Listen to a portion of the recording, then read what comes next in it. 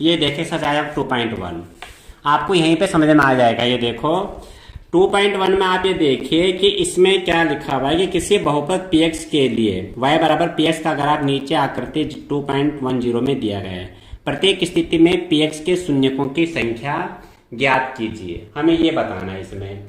अब इसमें एक चीज ध्यान रखना, हालांकि ऐसा चेंज कभी आज तक आया नहीं है, पर मैं आपको बता देता हूं।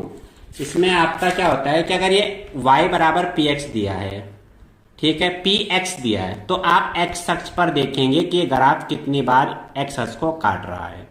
और अगर y बराबर आपको py दे दिया माना, तब आप y अक्ष देखेंगे। तो वैसे ऐसा आपका आया नहीं अभी तक सवाल, तो मैं आपको पूरी जानकारी दे रहा हूं इसकी।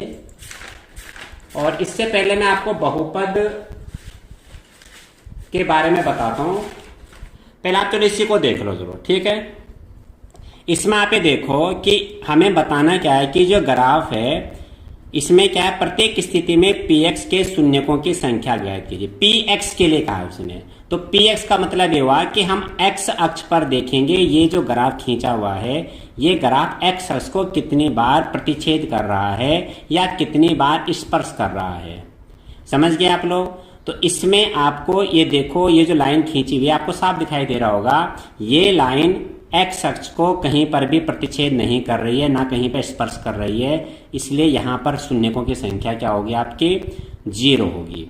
यहां पर आप देखो जो ये आपका ग्राफ है ये x अक्ष को एक बिंदु पर काट रहा है, देखो ये, तो यहाँ पे शून्यकों की संख्या 1 होगी। इसके बाद आप यहाँ देखो ये जो ग्राफ है ये x अक्ष को 1, 2 और 3 बिंदुओं पर प्रतिच्छेद कर रहा है, तो यहाँ पर शून्यकों की संख्या क्या होगी 3 होगी। इसके बाद इसमें आ जाइए, आप देखिए इसमें x अक्ष को ये जो ग्राफ है ये 2 बिंदुओं पर प्रतिच्छेद कर रहा है, तो यहाँ पर शून्यकों की संख्या क्या हो जाएगी 2 हो जाएगी। अब इस वाले ग्राफ में देखिए आप बिल्कुल साफ देख रहे हैं इसमें कि यहाँ पर ये 1, 2, 3 और 4 बिंदुओं पर इसको प्रतिच्छेद कर रहा है, तो इसका मतलब ये हुआ कि यहाँ पे शून्यकों की संख्या क्या हो गई 4 हो गई।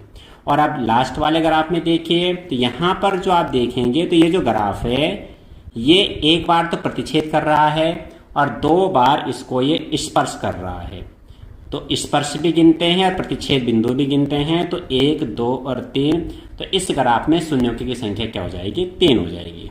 एक खास बात ध्यान देना जो आपको मैं बता रहा था कि हम निकाल रहे हैं y बराबर px के निकाल रहे हैं, px के लिए निकाल रहे हैं, ये लिखा जाएगा px के शून्यकों की संख्या ज्ञात कीजिए। अब कभी ऐसा आ जाता है एग्जाम में कि py के लिए, ये बात ध्यान से समझना जो आपको मैं समझा रहा हूं कि py के लिए शून्यकों की संख्या ज्ञात कीजिए। तो py के लिए क्या होगा, आप y अक्ष पे देखेंगे, यानी तब आपको मैं यहाँ किताब में ऐसा कोई सवाल नहीं है आपका, लेकिन मैं आपको अलग से बता रहा हूँ, माना एग्जाम में आ जाएगा तो आप उसे कर लेंगे। तब आप क्या देखेंगे कि जो ये ग्राफ है ये y अक्ष को कितनी जगह काट रहा है या कितनी जगह प्रतिच्छेद कर रहा है, तो x अक्ष से देखेंगे y में 1, 2 और 3 जगह काट रहा है ये, तब आप y अक्ष देखेंगे। ध्यान देना px के लिए x अक्ष पे कितनी बार ग्राफ कट रहा है या कितनी बार उस पर टच हो रहा है वो देखेंगे। अगर py के लिए पूछा जा रहा है तो तब y अक्ष पर वो कितनी बार y अक्ष को काट रहा है या y अक्ष को स्पर्श कर रहा है। यहाँ py के लिए शून्यकों की संख्या कितनी होगी 1, 2 और 3, तो ये आप स्पेशली ध्यान दें इस बात का, ये आपके बुक में ऐसा है नहीं पर मैंने आपको ये बात बता दी है। तो px के लिए x अक्ष पे देखते हैं और py के लिए हम क्या देखते हैं y अक्ष पर देखते हैं, ठीक है। ये आपका 2.1 आपका ये हो गया, ठीक।